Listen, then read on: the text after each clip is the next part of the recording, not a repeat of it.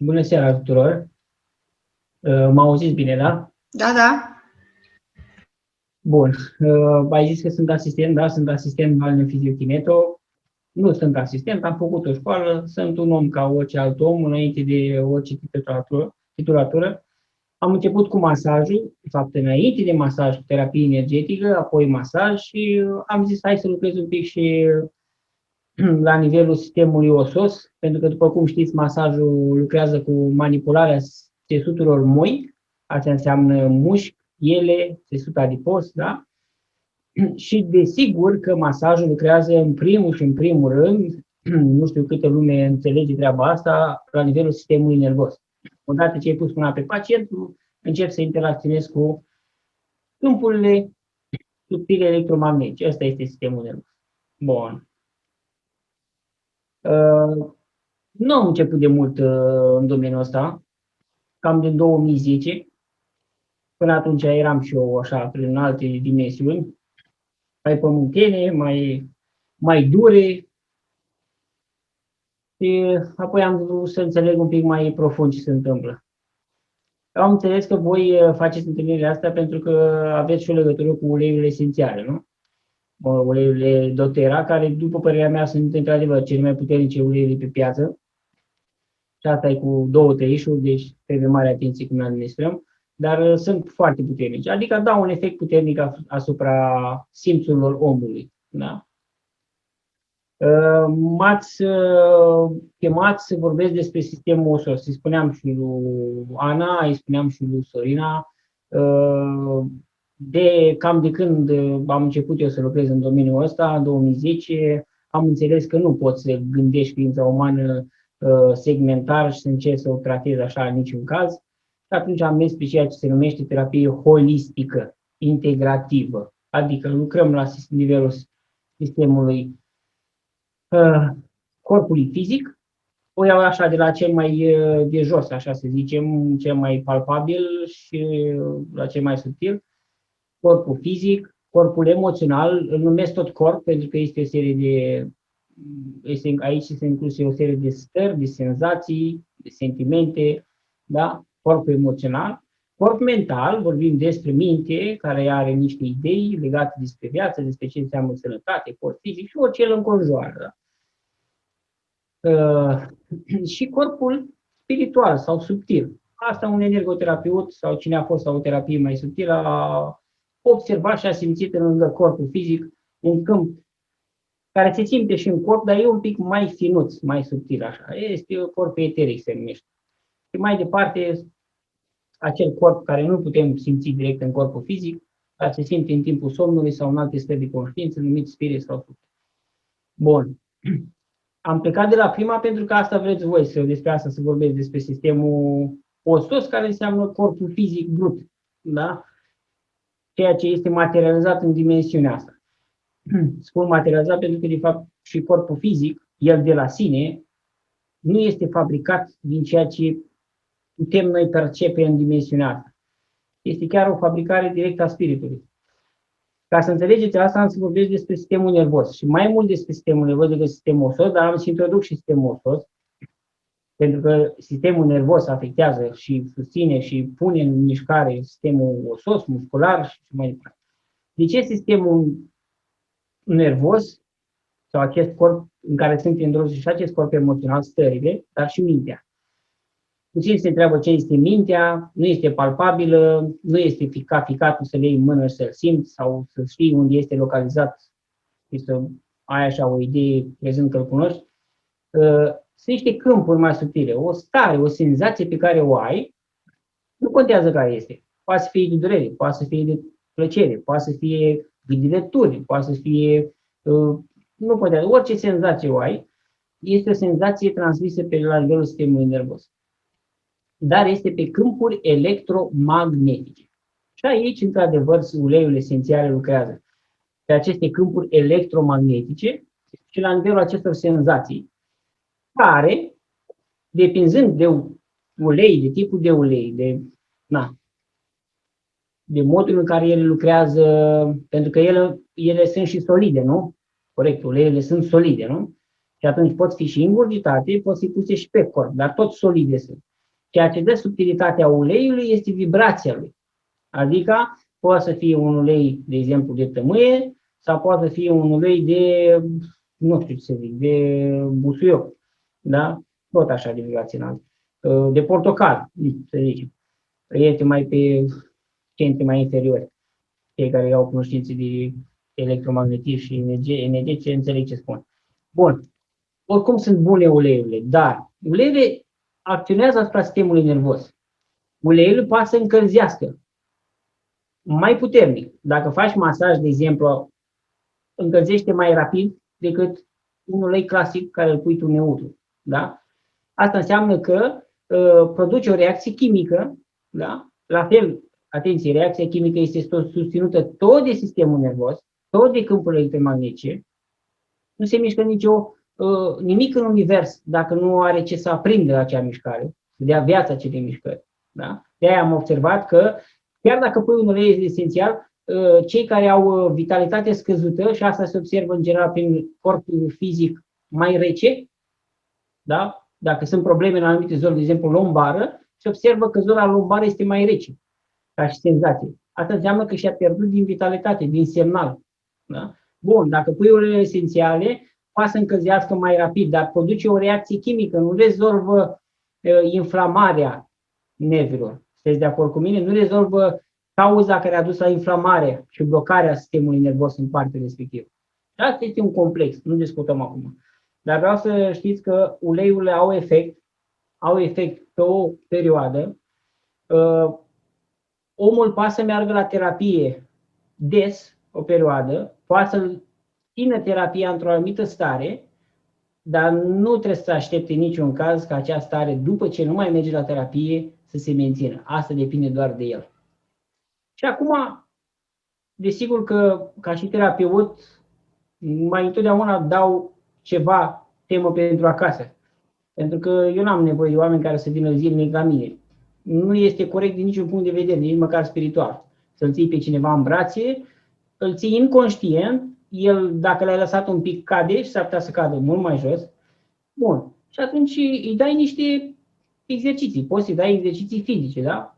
Kinetoterapia este plină de exerciții fizice, programe făcute de genul, da? De exemplu, există programul Williams, există programul Kabat. Cei care au mai avut contact sau au mai auzit, poate știu exact ceea ce spun. Sunt niște exerciții făcute într-o anumită ordine, anumită succesiune. Și acele exerciții îl ajută foarte mult pacient să continue terapia acasă și cu el însuși, că despre asta vorbesc. Despre a continua să mergi pe ameliorare și, într-un final, poate nu vindecare 100%, dar menținerea unui nivel de echilibru de la care să nu mai cazi atât de jos, că despre asta e vorba. Să nu mai ajungi să-ți stâri piciorul după tine după ce ai probleme lombare puternice. Nu mai ajungi să ai dureri cervicale puternice, cu dureri de cap, insomnii și așa mai departe. Un terapeut poate să-l aducă pe un pacient la un moment al echilibru. Uleiurile respective am auzit și eu sunt distribuitor, dar nu lucrez atât de mult cu ele pentru că am diferite categorii de oameni cu care lucrez și nu vreau să cer mai mult decât trebuie la mulți dintre ei, dar recomand creme, de exemplu de arnică, combinate cu diferite tipuri de uleiuri. Ana știe despre ce e vorba, mi le face și le mai recomand pacienților. Exercițiile de kineto, exercițiile de mișcare fizică, părerea mea, după atâția ani de experiență, lucrând o lună și ceva și într-un centru de fizioterapie, atât am rezistat. Nu îmi place modul în care se lucrează în sistem medical și nu o să mai lucrez în viața asta, să lucrez particular. Din câte am observat, mișcarea fizică, kinetoterapia, stretching-ul, este cel mai important. Mai important decât masajul, mai important decât orice terapie. De ce? Desigur că înainte de a face el aceste lucruri singur, are nevoie de ajutor.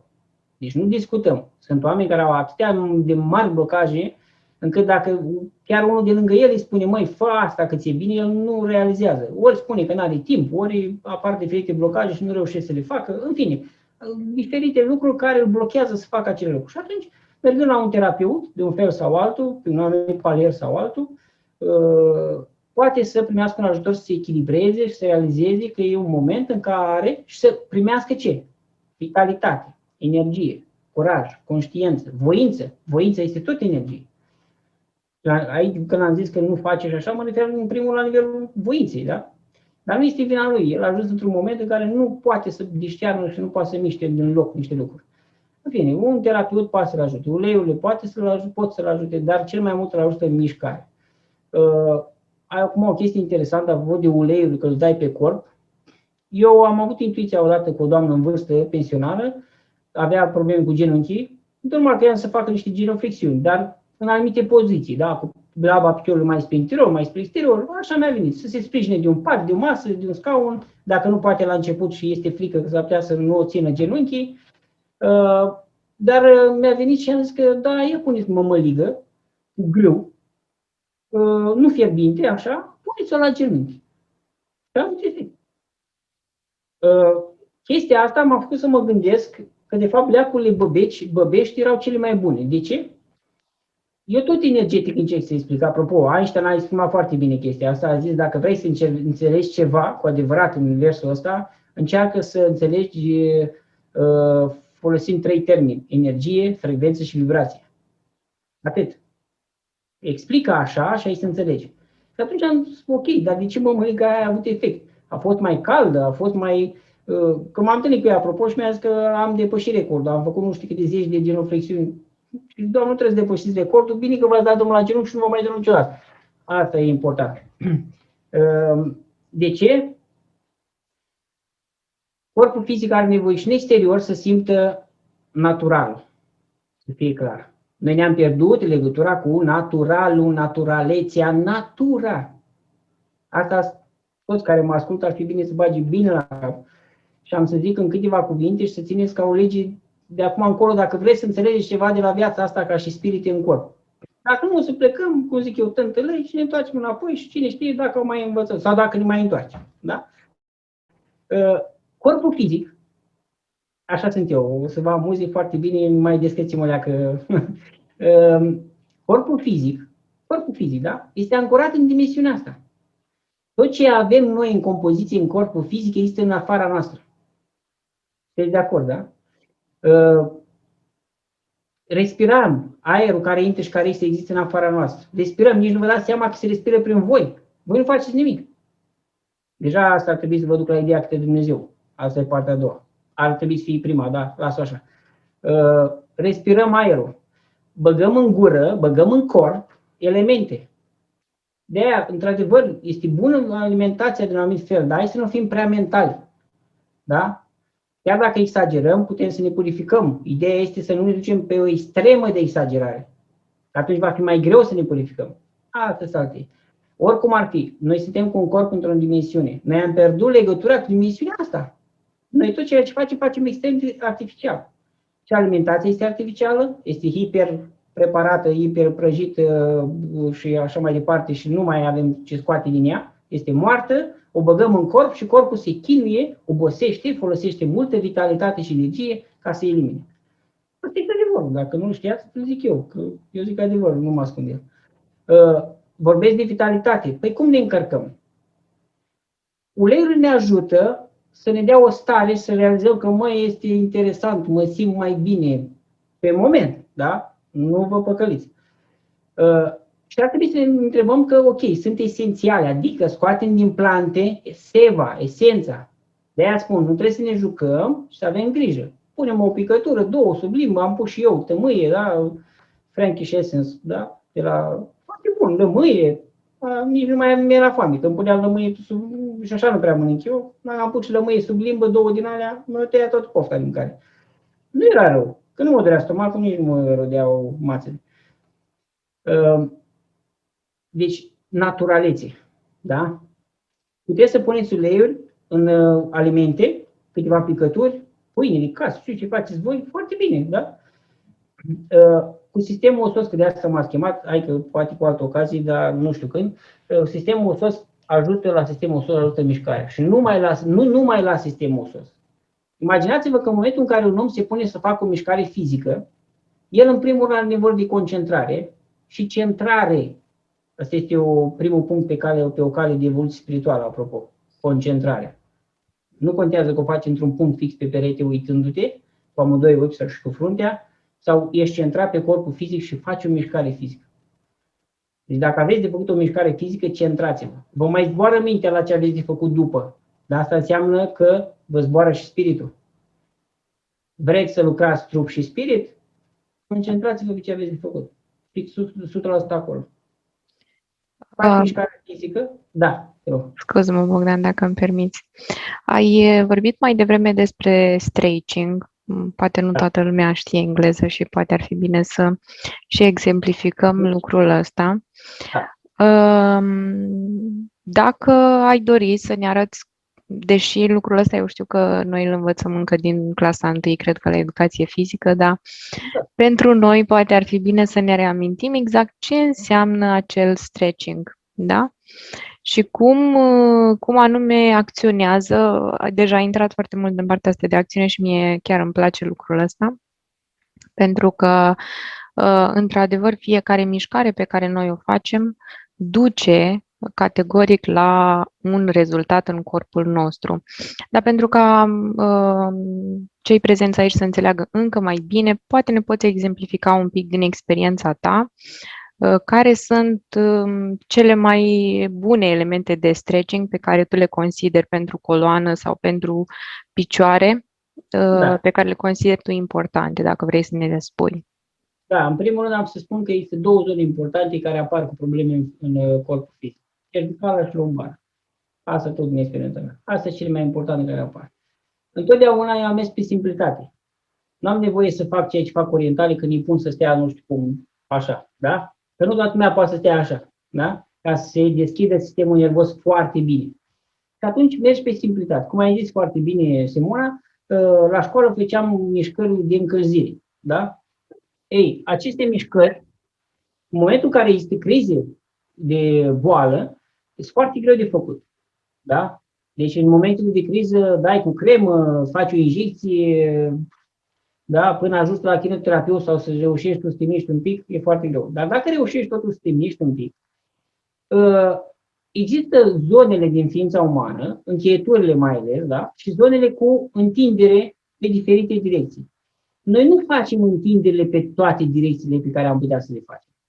Da? Dacă luăm, de exemplu, zona umărului, eu nu fac întotdeauna cu amplitudine maximă rotație, nu fac extensie cu amplitudine maximă, repet, da? Nu fac flexie, da? Nu fac. Cervicalul nu fac extensie maximă, flexie maximă. Nu fac. Dar pentru că nu fac, și nu fac un an, și nu fac 5, și nu fac 10, și nu fac 15, și nu fac 20, aceste mișcări cu amplitudine maximă, corpul fizic se lenevește. Și el zice, n-ai nevoie de mine, mă rigidizez. Adică îmi blochez zona atât cât mi-ai lăsat-o tu. Nu mai mișcă, tu nu mai vrei să o miști. Și se blochează și dacă îl pui să facă o extensie care normal ar trebui să ducă până la o limită, el nu poate să facă, o face superficial și îl doare. Da? Dar eu cum le spun pacienților, dacă faci o mișcare să-ți dai drumul la o anumită zonă, cervicală, de exemplu, da? Faci lateralitate, cu mâna opusă tragi, faci flexie, faci extensie, faci rotație. Dacă faci aceste mișcări, foarte important este să atingi limita la ele. Adică să nu faci cu frică și superficial. Gata, am făcut rotație. Dar n-ai simțit nimic. Când ai atins o limită, se simți că te doare. Chiar asta e un punct în care maxim te-ai dus pe lateralitate, maxim te duci pe extensie și simți un pic cum mai atins limita pentru că te doare un pic. Nu e nimic dacă te doare. Nu te rupe nimic. Da? Și iarăși cealaltă laterală, atunci poți să spui că ai făcut mișcarea corectă. Da? Dar pentru asta e nevoie de relaxare psihică. Pentru că ce am observat, pacienții au în primul rând, nu există decât două lucruri în lumea asta. Frica și iubirea de sine. Au frici. Au frica de se mișca. Pentru că dacă îi doare, că se rupe ceva, că, da? Și chiar îi doare. Ei, eu atunci când îi doare, încep să îi întind. Și întind. de durerea lor. Pentru că eu dacă fac o întindere corectă, că aici am să ajung, dacă eu fac o întindere corectă în direcția corectă, eu nu am ce să rup. Nu pot decât să aduc la amplitudinea maximă acea zonă. Să deschid până la urmă ce? Sistemul nervos. Pentru că nervii trec pe coloană, trec între vertebre și ei sunt subrumați, ei sunt sufocați, ei nu mai au frecvența corectă cu care să impulsioneze coloana și toate organele interne. Sistemul nervos nu mai transmite semnale cu aceeași frecvență care ar trebui să transmită normal și atunci corpul fizic se deteriorează. Aici am să ajung. Corpul fizic este lemn. El nu simte nimic. El nu mișcă nimic. Ceea ce îl pune în mișcare este sistemul nervos. Cum lucrăm noi asupra sistemului nervos? Aici este, în esență, să zicem, este profund așa, cauza unei afecțiuni fizice. Sistemul nervos. Calea de transmisie a ce? A gândurilor, atenție. Deci depinde de vibrația gândurilor. Adică ce este înalte au gândurile tale, cât de optimiste, cât de pozitive sunt, da? Vibrația contează și va fi foarte greu pentru un om care nu a conștientizat chestia asta să țină un gând pozitiv. Vedeți vouă cât de greu vă este să țineți un gând pozitiv în cap. Vedeți câte alte gânduri vin. Ai și uitat de unde ai plecat și nu trebuie să ajungi. Da? Deci pe același sistem nervos, pe gândurile noastre, dar și sistemul emoțional. Cum rezolvăm asta, stările emoționale? Da, neiubirea de sine, conflictele cu ceilalți din jur, care sunt în interiorul nostru. Conflictele cu corpul nostru fizic, că nu ne place, trebuie să ne aranjăm ca să arătăm mai altfel, că poate suntem mai frumoși. Și așa mai departe. Conflictele astea, cum le rezolvăm? Nu ne ajută niciun ulei, să fie foarte clar. Da? Sunt foarte bune uleiurile, repet, dar mergeți mai departe și continuați. Bun, stretching-ul, v-am spus, puteți vă notați. Contează foarte mult amplitudinea maximă în care duci mișcare. Nu stau să spun fiecare zonă ligamentară și de la coloană în câte moduri în care se poate mișca. Asta puteți găsi și pe internet. Da? Lombară, de exemplu, faci rotații, faci flexii, faci extensii, da? Și așa mai departe. Nu-i cazul. Adică acum am zis la cervical, da? În câte feluri. Flexii, extensii, lateralitate, rotații, da? Și așa mai departe. Chiar transversal putem trage, da? Dar, repet, în anumite situații e foarte greu pentru un om să facă, are nevoie de ajutor, da? De să facă pasiv treaba asta, un kinetoterapeut. Deschide foarte bine sistemul nervos. Deci trebuie amplitudine maximă, concentrare pe momentul ăla. Dacă se poate închis telefonul un sfert de oră, 10 minute. E aproape, ce zic eu, de bine a zis dacă se poate. În ziua de azi telefonul ăla parcă e în fine. Da? Ce mai avem nevoie? Respirație. Deci 3 lucruri am spus acum, da? Amplitudine, concentrare, în primul concentrare, amplitudine, respirație. Ei, doamna aia în vârstă, aia cu genunchiul mai alta, care are 70 de ani, una avea 70 ceva de ani, mai lucra încă la pensii, că nu putea să ia nici acasă să vadă de suflet, asta e. Avea vertij. Vertij sunt niște amețeli care vin. Tot la cervical, că croitoresele, că era croitorea, stau tot timpul acolo și își blochează cervicalul, ca și cele care lucrează la unghii, la, cum se cheamă, așa. Am pus să fac o mișcare banală și n-am mai avut vertij. La pastile, pentru vertij, pentru sistemul nervos, iau pastile care, ce fac? Nimeni nu se întreabă cu adevărat, nu știu cât știți. Amorțesc sistemul nervos. Produc o reacție chimică care amorțesc sistemul nervos și zici că nu mai doare. Dar îți revine și îți revine mai de hai decât era înainte. Da? Deci tot mișcarea e mai bine să facă omul. Da? Și afectează și organele interne, nu mai vorbim, da? Stomac și așa mai departe. Puternice astea pe sistemul nervos. Mișcare simplă, banală, i-am dat. Pe respirație. De ce spun pe respirație? Pentru că eu am mai practicat și practic niște exerciții fizice combinate cu respirații într-un anumit fel și astea au efecte profunde. Dacă le faci așa, doar fără să... Nu știu dacă ați observat vreun om Mă care... bucur, Bogdan, că ai menționat de respirație, că și noi recomandăm respirația și aici Sorina e de fiecare dată persoana care ne ajută în a ține, practic, acel exercițiu de respirație. Și mă bucur că și tu l-ai menționat pe lângă manipularea aceasta a oaselor, fie de către un terapeut, fie individual. Din punctul nostru de vedere, într-adevăr, ăsta este unul din elementele care contează pentru a te aduce în conștiință și pentru a te păstra un timp mai îndelungat în momentul acela. Deși, din punctul meu de vedere, exercițiile de respirație, pe lângă acestea fizice, sunt exerciții importante care ajută alături de toate elementele cât mai naturale pe care noi le avem la dispoziție. Dacă este important, indiferent despre ce element natural vorbim, că vorbim despre, chiar și Galina aseară vorbea despre tot cred că ceva făcut cu făină sau nu mai țin minte ce. Deci, categoric, partea asta în a te aduce în natură și a te conecta din nou cu tine, toate elementele astea sunt și din punctul nostru de vedere ca și grup, elementele care ne conectează din nou cu noi.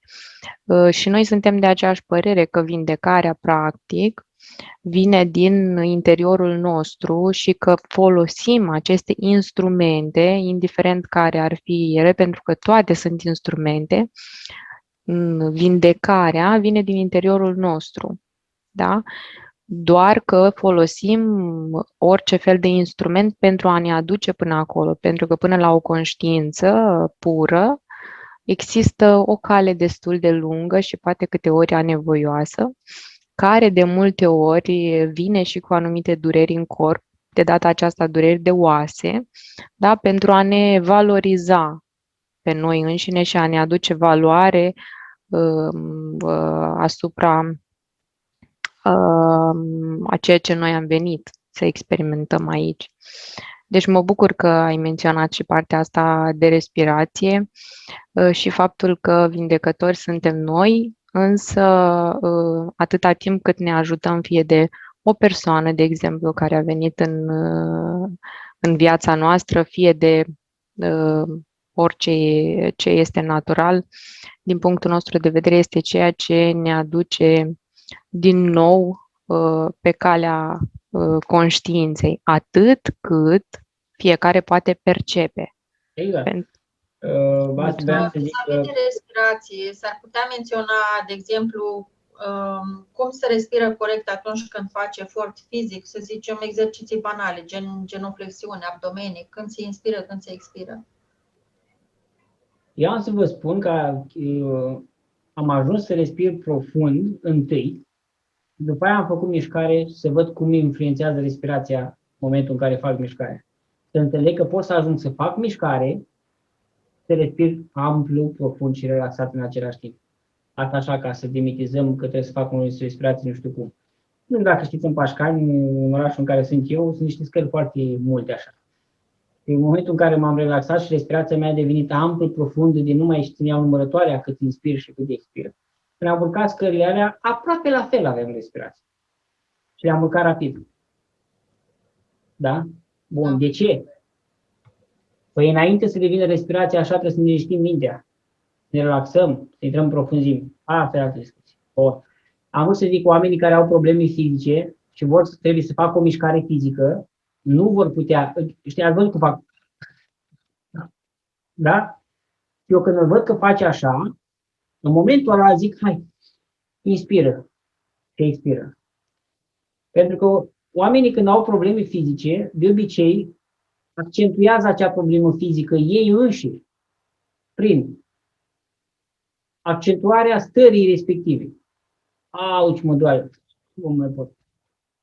Da? Își programează în continuare și aprofundează acea durere. Acea durere și acea boală. E și foarte greu să-ți găsești pacea când te doare. Că de-aia un terapeut, în general, te aduce într-o situație în care te mai doară. Și tu, din momentul ăla, ai uitat de Dumnezeu, cum se zice. Nu știu dacă realizați în profunzime ceea ce zic eu. Da? Că nu te mai doare, ai uitat de Dumnezeu. Dar tocmai atunci trebuie să continui să te gândești la el. Adică să continui să faci mișcare. Pentru că dacă nu, cazi. Și cazi garantat. S-ar putea să cazi mai jos. Că tu ești într-o stare în care nici nu mai am. Dar tu nu schimbi nimic. Nici măcar în mișcările nu le mai faci mai departe. Bun. Ai întrebat Brândușa cam cum se respiră. Eu am să spun cum îți vine. De ce? Cum îți vine ție mai natural să respiri, așa respiră. Dacă simți că obosești în timp ce faci abdomenele, făcând abdomenul, inspiri și revenind expiri și ești mai obosită, schimbă respirație. Oricum, când strângi abdomen, trebuie să tragi la cu burta, deși e preferabil să expiri. Da? Da? Adică, știți, eu nu sunt de acord cu panaceuri universale. Știți de ce? Pentru că eu cred în intuiție. Asta deschideți-vă. Faceți cu voi, exersați conștient. Faceți ceva și vedeți ce se întâmplă. Lăsați deoparte, vedeți ce se întâmplă. Sau dacă te învață cineva cum să faci, fă așa, dar nu fă ca papagalul. Fă așa cum te învață cineva să faci mișcarea și vezi ce se întâmplă. Dacă nu dă randament, nu într-o zi, două, o lună să zicem, întreabă-te dacă nu ceva e în regulă. Pentru că, în general, kinetoterapeuții zic asta, nu dau mișcare fizică pe respirație. Să știți. Dau o mișcare fizică, zic, fără mișcările alea, ca să-ți dai drumul la lombar, de exemplu, zona lombară, da? Programul Williams, puteți să vă notați, sau îl găsiți pe internet și filmulețe și astea și vedeți cum se poate rezolva o problemă lombară și să ameliora, da? Și deschide zona respectivă. Nu dau pe respirație treaba asta. Dar, nu e cazul să intrăm acum, că nu o să mai pot să stau mult. Respirația este cea mai importantă dintre orice mișcare fizică. Deci tot am spus că o chestie mai importantă ca alta, da? Gândiți-vă că respirația este suflu. Când ne dăm ultima suflare, dăm ultima parte din viață din noi. Iar în momentul în care respirăm cu suflu conștient, înseamnă că facem cu suflet ceea ce facem. Așa, în 2-3 cuvinte. Deci tot ceea ce faceți, respirați amplu, profund. Dacă sunteți la un loc de muncă și vă pierdeți pe voi înși vă făcând ceva, muncă, și știu ce faceți acolo, opriți-vă 2 secunde, puneți-vă cu coloana dreaptă și inspirați amplu și profund. Lăsați tot ce s-a întâmplat acum 2 secunde înainte, dacă se poate, dar vă exersați zi de zi și va putea, și respirați amplu și profund și relaxați. Și veți vedea că pe moment vă încărcați bateriile cel puțin 10, 15, 20%. Numai câteva respirații alea dacă să Pentru că respirația este suflu, iar suflul este suflet. Sunt maestri în Orient care fac doar respirație. Se numește pranayama. Se pun într-o poziție fix și respiră. Într-un fel anume, într-adevăr. Sunt multe feluri de a respira. Deci, respirați conștient în timp ce faceți o mișcare fizică. Dacă faci mișcare fizică, Brândușa, dacă vrei să faci abdomenii sau nu știu ce mișcare fizică, gândește-te de ce faci mișcarea fizică. În primul rând, nu faceți, fraților, ca să slăbiți. Nu faceți ca să fiți nici măcar sănătoși. Faceți ca să luați contact cu voi. Nu căutați sănătatea în corpul fizic, în primul rând. Eu vă zic și adevărul spiritual odată pentru totdeauna și poate le mai auziți și altădată de la altcineva. Nu faceți mișcare fizică kinetică sau orice tratament ca să vă vindecați fizic. Că deja ați făcut o greșeală. Faceți ceea ce faceți ca să vă concentrați, să vă centrați pe voi. Noi pierdem legătura cu noi înșine în viața de zi cu zi, în locul de muncă, în ce avem noi de făcut. Noi ne uităm pe noi. Și atunci viața, universul și tot ceea ce se întâmplă te pune la pat. Nu Dumnezeu, că nu are treabă Dumnezeu, tu singur ți-o faci, cum ăla da. Și atunci vrei, nu vrei să stai cu tine. Să vezi tu ce greu e. Orele, că nu poți să faci treabă. Dar fă treabă. Cu tine. Respiră conștient. Mișcă-te conștient. Iubește-ți corpul fizic, atât cât mai ai din el acolo, nu știu. Ai 22 picioare, deja e foarte bine. Ai plămâni, ai aer în plămâni, ai. Poți să respiri, n-ai nervi înfundați? Minunat. Da? Și chiar dacă de asta am nu se intrat să vă vede zic nasul, lucrurile astea. e foarte binevenit Deep Blue, care acționează extraordinar de bine și pe partea emoțională. Ne focusează pe tot ce spuneai tu, adineauri, despre conștiința respirației. Asta eu spun din experiența mea și ce mă ajută pe mine în momentul în care am nasul înfundat și mă împiedică să respir conștient. Cum spunea și Bogdan, e important să începem vindecarea din interior spre exterior și scheletul, partea osoasă a corpului fizic, este cea pe care se construiește musculatura și Știm că sistemul osos se formează până la o anumită vârstă, da? Carcasa Deci, tuturor organelor și din acest motiv e bine să-l întreținem. Acum, există ligamentele cele mai... Acolo este de lucrat, da? Pe noi când facem o mișcare fizică, facem o mișcare de deschidere ligamentară, da? Articulațiilor, a coloanei, da? Nu lucrăm cu osul. Osul da, exact, are niște fluide care circulă prin el și alea poate fi reglate apropo de sistemul osos, de os propriu-zis, nu de ligamentele care unesc oasele, da? De os propriu-zis. Știți cum se întărește osul? Bate-l. Ați văzut cum fac aia din arte marțiale când dau cu picioarele și cu pumnii într-un lemn? De ce? Ca să-și întărească. Nu numai că își întăresc osul, dar se formează globule roșii în os. Se întâmplă multe lucruri la nivelul sistemului nervos. Da? Deci există, de exemplu, în Qigong niște mișcări banal de simple, dacă le-am face în fiecare zi, sunt niște bătăi care le faci pe corp. Pur și simplu te bați. Pe față, pe cap, peste tot, din cap până în picioare. Și te bați și te activezi sistemul nervos și începi să simți cum circulă viața prin tine. Eu la un pacient, așa, atât a făcut. Deci era un pacient atât de slăbuță și atât tremura, sistemul nervos era varză, corpul fizic nu mai făcea nicio față, probleme osoase la genul densităților osoase foarte grave. Și fac eu la femeia, să o duc în stare de relaxare. Am pus-o, zic, stat pe masă, îmbrăcat, nici n-am mai dezbrăcat. Am pus-o fața roșie, am început să bat în ea. În continuu. Deci, timp de 5-10 minute am bătut în ea, dintr-o dată s-o liniștit. Deci, asta e ceva de genul cui pe cui se scoate, știți? Da, intuitiv am simțit să-i fac asta. Cui pe cui se scoate. Dacă era așa, eu am fost mai. Și am spart câmpurile electromagnetice, i-am spart mentalul ăla care zbura în toate direcțiile, să-l de acolo. Mai ca și când întrebau dacă ești cumva în pace, dar era deja liniștită. Nu mai tremura. În fine. Mișcarea fizică face foarte bine, da? Să știți. Deci mai mult. De ce? Pentru că te concentrează pe tine. Faci o mișcare conștientă cu tine însuți. Dar întotdeauna le spun și terapeuților și celor care fac inițiere spirituală cu mine, când faci ceva, gândește-te că se face prin tine.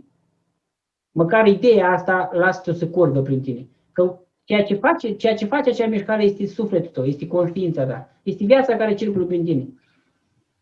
De aici deja faci o minune. Te conectezi la ce? La sufletul tău, la suflet, la energie vitală, la exact ce ai nevoie ca să circule prin corpul ăla fizic, în timp ce faci mișcarea fizică. Apropo, asta faci și yoga, asta fac toți cei care fac o cale spirituală într-o mișcare fizică, da?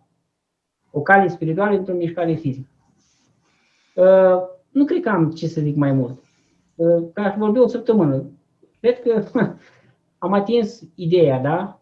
Sunt multe exerciții, n-are rost să vă spun care și cum, câte, să găsiți pe internet câte vreți. Am zis esența. Conștiință, concentrare, respirație, amplitudine. Asta țineți minte. Și dați cu uleiul, dați cu cremele, mergeți la un terapeut să vă deschidă o leacă așa, să puteți să faceți mai ușor ce aveți de făcut cu voi. Că e mai greu, sunteți mai blocați. Da, spune. Eu personal îți mulțumesc foarte mult, Bogdan, că ne-ai ajutat și ne-ai dus către esență din punctul meu de vedere, într-un fel simplu și ușor, așa cum îmi place mie. Mie așa îmi plac lucrurile. Duse către esență, dar simplu, ca oamenii din jurul nostru să înțeleagă despre ce vorbim și să ne reconectăm cu natura, că asta este important. Nu doar cu natura din exterior, ci și cu natura din interior. În primul rând cu natura din interior. Aia din afară nu există. închide ochii, intră în pace și nu există nimic. Da? Noi știm asta, dar ca să ajungem în interior trebuie să fim focusați, așa cum ai zis și tu, în exterior. Asta. Aerul curat, natura cu pace, iarba, mirosurile, senzațiile de pe piele, un aliment luat din copac. Asta ne ajută să ne echilibrăm și să simțim așa o conexiune puternică cu naturalul din afară și dinăuntru. Mulțumesc încă o dată. Dacă mai este cineva care vrea să pună întrebări sau vrea să adauge ceva pentru această seară. Eu o să mai adaug, dacă se poate, pe lângă ce ați menționat voi, pentru că și eu rezonez cu toate tehnicile astea de mișcare, pentru echilibrul meu. Eu, pe lângă mișcarea de dimineață, stretching și tot ce ține de întindere, da, practic, exercițiile care le făceam ca la școală, 1, 2, 1, 2, că despre asta este vorba. Mai fac tibetanele, care din punctul meu de vedere ajută destul de mult la echilibrarea minții și a sufletului și a sistemului osos, dacă vreți. Și eu și cred că mai sunt câteva persoane pe care le știu aici care fac cu tibetanele cu siguranță. Și mai vreau să adaug încă un aspect. Atunci când faceți orice fel de întindere, întinderea aceea înseamnă flexibilitate, da? Și gândiți-vă fiecare element din corpul vostru pe care îl întindeți la un moment dat, în acel moment, că are o anumită rezonanță. Da? Dacă e gâtul, înseamnă cât de flexibil suntem în gândire și așa mai departe. Deci, cu cât sunteți mai inflexibili sau flexibili într-un anume punct din corp, cu atât este de lucrat mai mult pe partea aceea de flexibilitate. Da? Dacă vorbim de flexibilitatea gleznei, atunci vorbim despre flexibilitatea nu a mersului neapărat, ci a direcției pe care noi avem, cât de ușor ne putem fi noi flexibili în orice fel de situație. De asta, pentru fiecare, așa cum v-a recomandat Sorina, cred în prima zi, dacă eu rețin bine, să faceți acel jurnal pentru a vă aduce înapoi de acolo de unde sunteți. Eu vă recomand că atunci când faceți stretching-ul de dimineață sau seara, fiecare până la urmă are programul lui și o să punem niște exerciții de stretching ca să fie mai ușor, pentru că poate nu toată lumea la o anumită vârstă reușește să caute pe Google și o să pun și tibetanele. În momentul în care faceți aceste exerciții, vă rog tare mult să observați, să intrați în observare și să vedeți exact cât de flexibili sunteți în zona respectivă.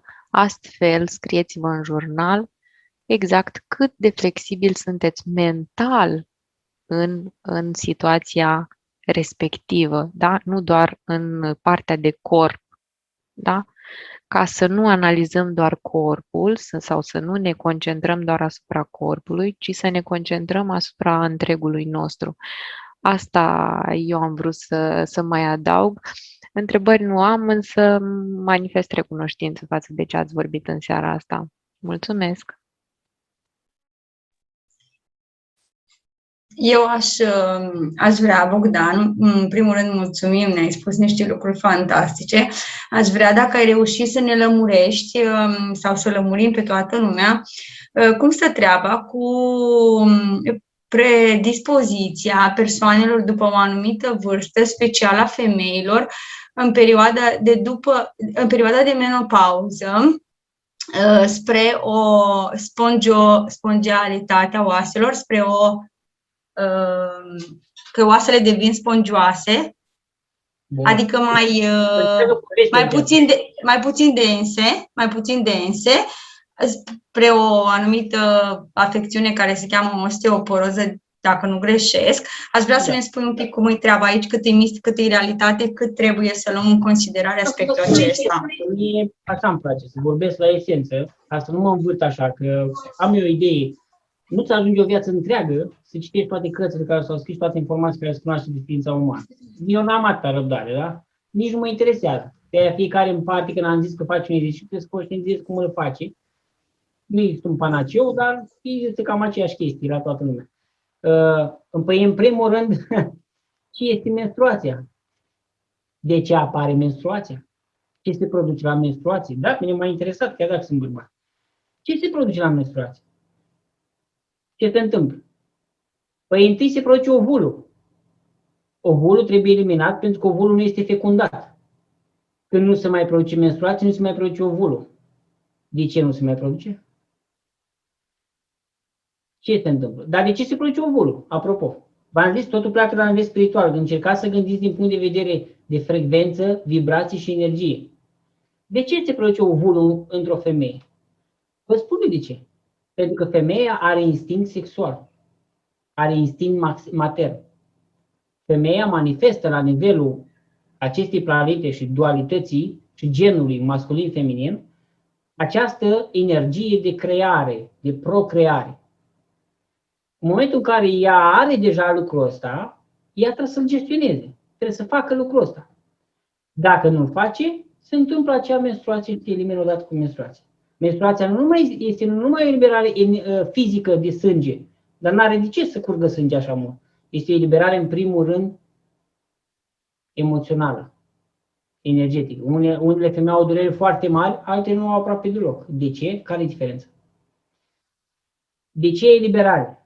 Pentru că nu s-a produs ceea ce e natural pentru o femeie.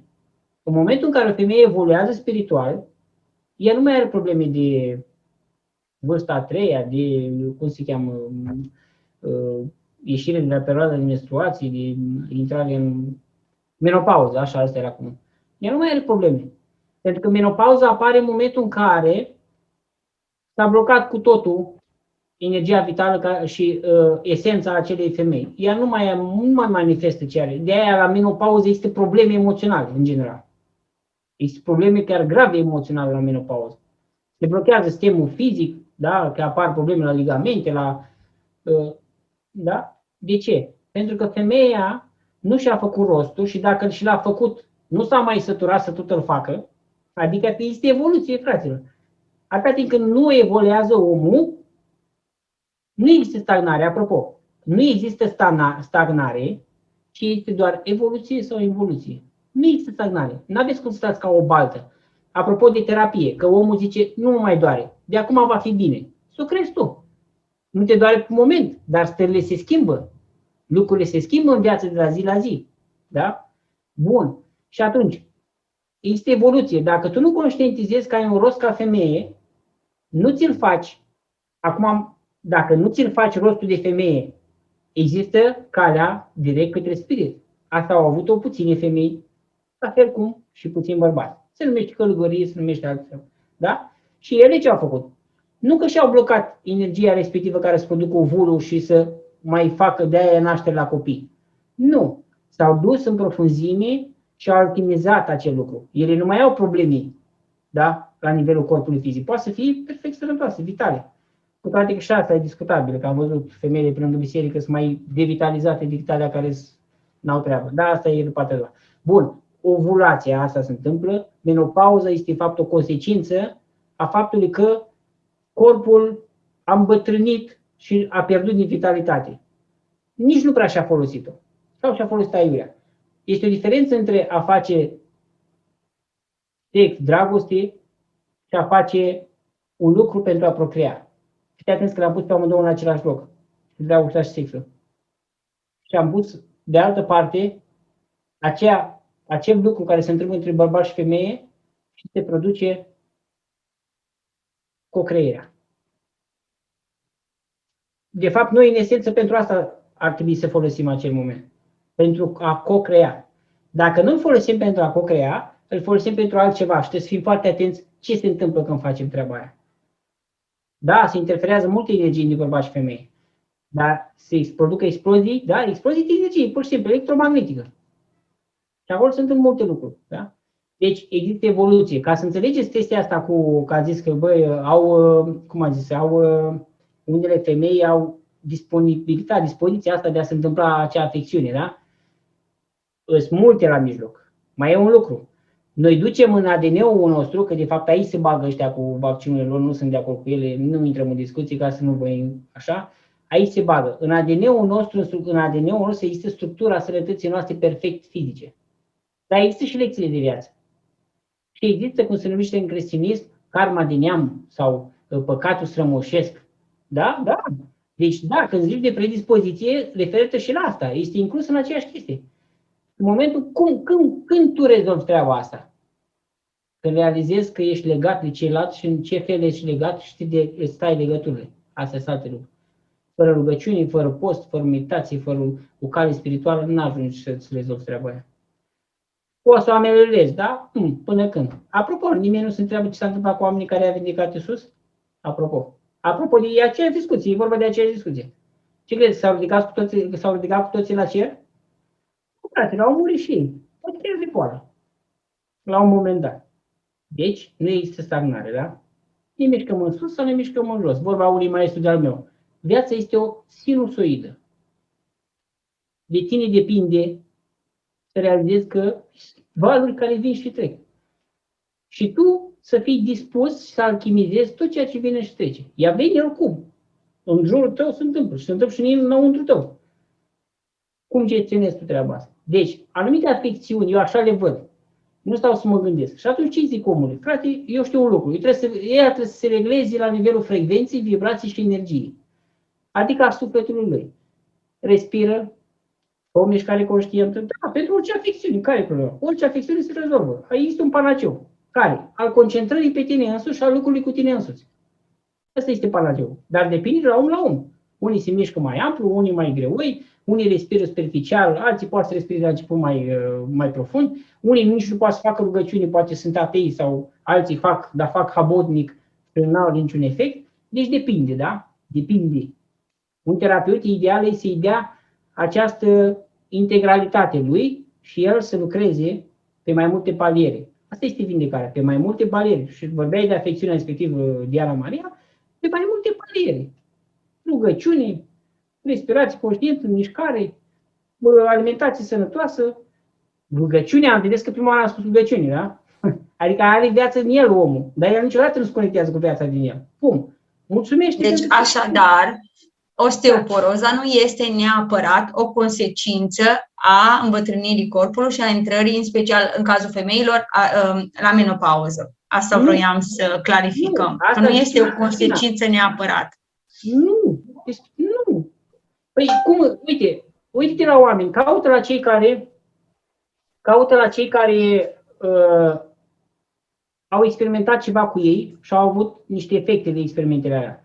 Pentru că chiar dacă se numește maestru sau chiar dacă se numește un om care nu face nimic cu el mai nimic, în esență, ăla care nu face mai nimic, într-o secundă poate să trezească, să facă mai mult și să ajungă mai sus decât altul care a făcut nu știu câți ani. Suntem la fel, da? Toți suntem la fel dintr-un punct de vedere. Doar că avem drumuri diferite pentru că ducem saci grei în spate, mai ușori și așa mai departe, da? Contează multe, dar în esență orice se vindecă prin încrederea în tine însăți.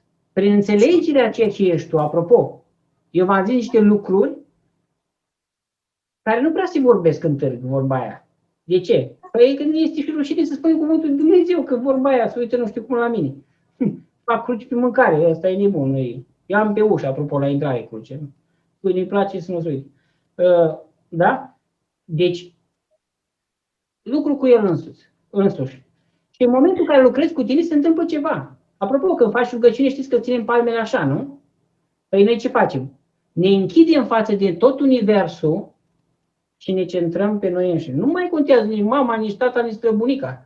Eu mă conectez la flacăra divină și esența din mine. În momentul ăsta, să știți că în momentul ăla, dacă faci o rugăciune din inimă, se taie toate legăturile cu toți. Și neamurile, și străbunii, și strănepoții, și ADN-ul începe să se modifice. Da? Și nu mai gata.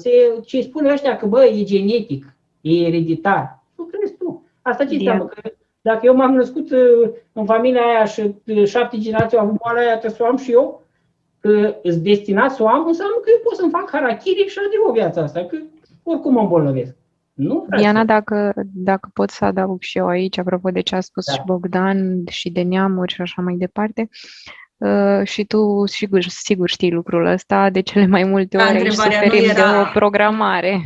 Sigur, nu era mea personală, era pentru toată lumea, nu era o nelămurire a mea. Se rezolvă, dar e o muncă, măi, înțelegeți asta. Și dacă, până la urmă, de ce? Vorba unui maestru, nu e obligatorie sănătatea fizică. Și nu e obligatoriu să trăiești mulți ani.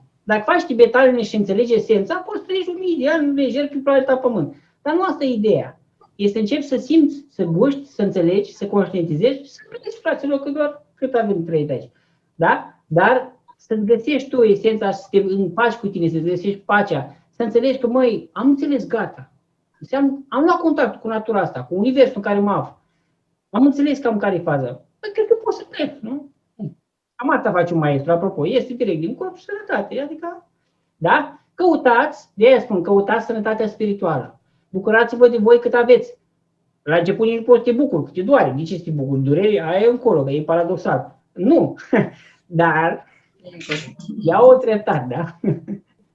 Sigur. Putem face aici binecuvântările din fiecare zi, să punem în balanță ceea ce avem pe lângă ceea ce nu avem, că suntem mereu tentați să amintim ce nu avem și uităm că avem mâini, picioare, ochi și plecând de aici schimbăm paradigmele și schimbăm modul de a vedea lumea asta. Simona, te rog să ne spui ce vrei să ne spui. Era doar o completare a asta, că de foarte multe ori din ce am observat eu la partea asta de menopauză, din experiența mea, este o programare a doamnelor care intră la menopauză. Da? Păi mama a intrat la 46 de ani și atunci ce să fac și eu tot la 46 de ani? Da? Adică cumva nu există acea flexibilitate în a fi altfel. Dacă mama a fost așa, bunica a fost așa, atunci clar trebuie să fiu și eu așa. Și aici pentru cei care mai studiază și recall-ul, pentru că acolo, sau mă rog, psihogenealogia, nu neapărat recall healing, pentru că sunt foarte mulți specialiști pe psihogenealogie, spun exact același lucru. Dacă vedem că repetăm acele tipare mentale care ne duc să suferim în corp, de fapt, aceleași tipuri de boli. Dar nu, și eu sunt de aceeași părere, categoric nu trebuie să existe menopauza asta dacă nu ne-o programăm. Da? Și dacă cumva expandăm cunoașterea, hai să spunem așa, ca să fim cât mai aproape de partea asta fizică. Cu cât aprofundăm și înțelegem cum funcționează de fapt corpul uman și că el vine din mental, foarte mult atunci ne dăm seama că de fapt nu este necesară experimentarea tuturor bolilor pe care le-au avut ceilalți dinaintea noastră, ci categoric avem doar lecțiile noastre și ar fi potrivit, dacă am putea, să ne oprim la ele. Super, Simona, mulțumim tare mult. Eu aș vrea să mai discutăm un lucru. Bogdan a amintit despre menținerea unui gând pozitiv. Știm că fără exercițiu și fără anumite tehnici, lucrul ăsta e foarte greu, aproape imposibil de făcut la început, mai mult de câteva secunde. Ai putea, Bogdan, să ne spui câteva tehnici prin care putem menține un gând pozitiv încet, cum am putea să facem lucrul ăsta? Rugăciunea este primul pas. Ce înseamnă rugăciune? Concentrare. Prima oară când faci rugăciune, măcar acum, de acum încolo, în viața voastră, să realizați că este o concentrare în primul rând. Dar concentrarea nu pe înjurături sau manele, cum zic eu, ci pe anumite vibrație, pe anumite cuvinte, pe anumite ființe, care au experimentat anumite stări. Este o laudă, este o bucurie, este o împlinire, este o conectare la oceanul de lumină, de energie, de vitalitate, de viață, de sănătate. Bun. Concentrare. Când faci rugăciunea aia, dacă zboară mintea, nu te enerva, nu te stresa, ia-o de la capăt.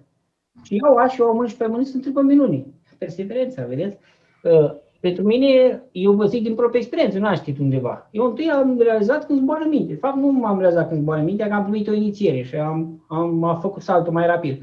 A fost mai liniștită mintea la început. Dar din momentul în care te concentrezi, mental înseamnă pe niște cuvinte. Concentrarea poate să fie pe un cuvânt, pe un grup de cuvinte numite mantre, de exemplu, da?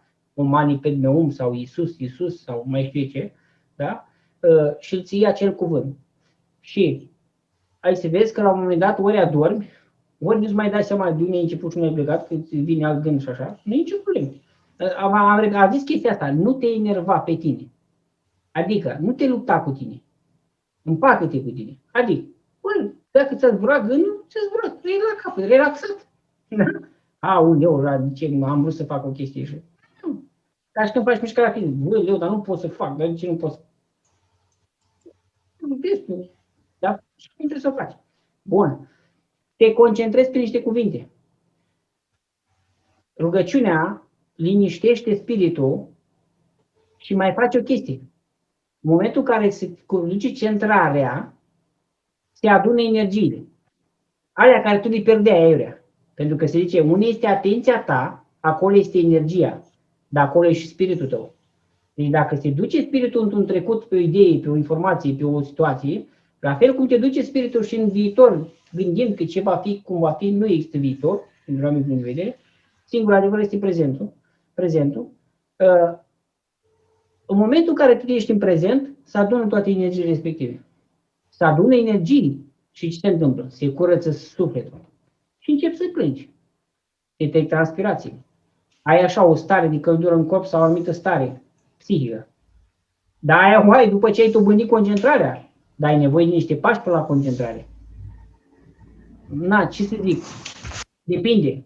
Oamenii nu sunt deschiși către spirit în primul rând ca să poată să meargă pe o cale spirituală veritabil. Ei cred că dacă merg în fiecare zi la biserică sau în fiecare duminică, gata, am rezolvat-o. Nu, e nici pe departe, vă zic eu. Eu am o vorbă, am intrat bou și am ieșit vacă din biserică. În momentul în care m-am trezit, am realizat chestia asta. Și am dat expresia asta, am intrat bou în biserică și am ieșit vacă, nu am înțeles nimic. În momentul în care am avut inițiere, am zis, băi, dar există așa ceva? Adică pot să simt în corp o asemenea stare. Spiritul meu să fie liniștit. Să fie așa de stare fără grijă. Apropo, și Iisus a zis, lăsați grija zilei de mâine cu ziua de mâine, știți? Dar nici pe aia. Eu vă zic dintr-o anumită stare acum, dar starea asta nu a venit decât printr-o deschidere. Trebuie să aveți o sămânță, să vă doriți și se va întâmpla. Dar nici să nu-ți dorești. Fii acolo prezent când faci o mișcare. Fii acolo prezent când faci rugăciune. Îți zboară mintea, mai zi o dată, dar zi-o cu devoțiune. Și citește cuvintele dacă nu poți să spui din minte. Apropo, știți că există psalmi care am zis că am greu de citit psalmi, că zboară mintea. E adevărat. Știți psalmi. În momentul în care citești psalmi, se curăță sufletul, dar se dobândește și concentrare puternică. Și să adună energiile, repet, că în momentul în care te concentrezi, ori prin rugăciune, ori printr-o tehnică de concentrare, pe lumânare, pe un mijlocul frunții, pe un punct pe perete, pe un desen, nu contează, când te concentrezi, se adună toate energiile. Și în momentul ăla îți produce și vindecare fizică. La un moment dat. Eu, sincer vă spun, n-am atâta credință să se întâmple într-o secundă la mine. Dacă voi aveți, nu știu. La mine durează, dacă mai mult. Dar se întâmplă. Deci, mintea, de-aia zic, bă, este foarte greu ființei umane să-și concentreze mintea și să gândească într-un anumit fel în viața zi cu zi. De exemplu, Simona a auzit despre tibetani. Păi tibetani, ce sunt tibetani? Niște mișcări fizice combinate pe respirație cu concentrare. Asta așa, pe înțeles tuturor. Dacă le faci exact așa, se întâmplă o minune. Că tu unești nu numai spiritul care se centrează în mișcare, sufletul care respiră prin mișcare, omul care face fizic mișcarea. Tu le-ai unit pe toate trei. Dumnezeu, Fiul și Spiritul. Duhul Sfânt, pardon. Da, într-o mișcare fizică făcută într-un fel anume, poți să le unești toate astea trei.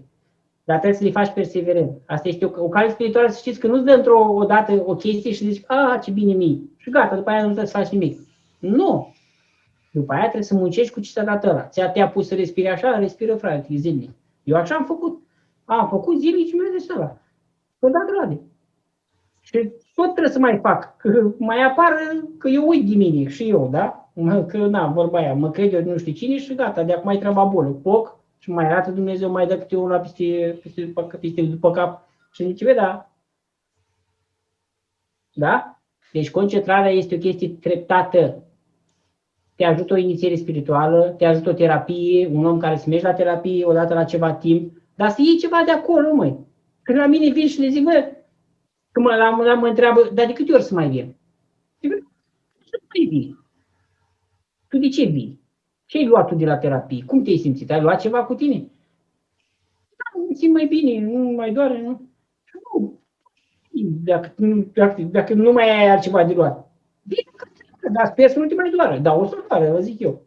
Pentru că el nu a luat. El, la masaj, unii la masaj, de exemplu, și la terapie energetică, iau conștient, rămân conștient, treci, n-adorm, că unii adorm. Asta e adormirea conștiinței, da? Măcar să doarmă, dacă nu au putut să doarmă noaptea și nu poate să odinească la minim masa de masaj. Dar unii stau conștienți și reușesc să dobândească o stare de conștiință și de relaxare fizică în același timp și psihică. Se numește vigilență spirituală. Și corpul fizic intră în catalipsie, se relaxează profund, și nu mai simt corpul fizic și doar realizează că stau bine. Și zic, ok, ia asta cu tine în viața zi cu zi, cum faci? Păi e greu pentru că eu l-am pus în starea aia, el ce-a făcut cu el? Nu a făcut nica. Și atunci îl pun acasă, ia du-te și fă asta, Să știți că ca și terapeuți faceți o greșeală din punct de vedere spiritual dacă nu îi dați ceva omului să facă cu el. Nu-l țineți în brațele voastre, nu e corect din punct de vedere spiritual. Da? Deci, e un exercițiu perseverent până atinge acea concentrare și atunci când o atingi, atenție că stau la pândă alte stări. Vigilență. Da, ne-am îndepărtat foarte mult de la subiectul pe care E esența, Ana. seara aceasta. Da, Dar cu siguranță fiecare dintre noi ne-am reamintit anumite aspecte din esența lucrurilor. Mulțumesc mult, Bogdan, pentru... Mulțumesc și eu. La mine să mai un pic paharul, trebuie să mai văz. Asta e treaba. Da, și sper ca fiecare dintre noi să fie înțeles mesajul pe care noi am vrut să-l transmitem în seara aceasta. Bun. Dacă vor mai fi o seară bună și să ne reauzim cu bine. Comentarii. Mulțumim frumos. Pa, pa. Mulțumim mult încă o dată, Bogdan. Chiar a fost o seară de conștientizări, sper eu, pentru toată lumea. Tu ai specificat consecvență și perseverență, asta am spus și noi la început, atât cât și dorința, ce se ascunde în spatele nostru, ce ne dorim noi să facem și ce facem noi activ pentru a ne echilibra. Sistemele în general. În această săptămână nu avem sistemul OSOS, în celelalte luni am avut și alte sisteme și cu siguranță vom avea și ne vom axa și pe alte părți sau lucruri de echilibrat în corpul nostru. Eu vă mulțumesc tuturor pentru că ați fost alături de noi și ați dăruit din timpul vostru pentru a ne asculta și a asimila informații noi. Și vă așteptăm și mâine seară, în care avem alte două invitate minunate care vă vor împărtăși din experiența lor de asemenea și din lucru cu ele, ce au descoperit și sperăm să vă folosească și vouă. Vă mulțumim încă o dată și ne vedem mâine seară. O seară frumoasă tuturor! O seară frumoasă!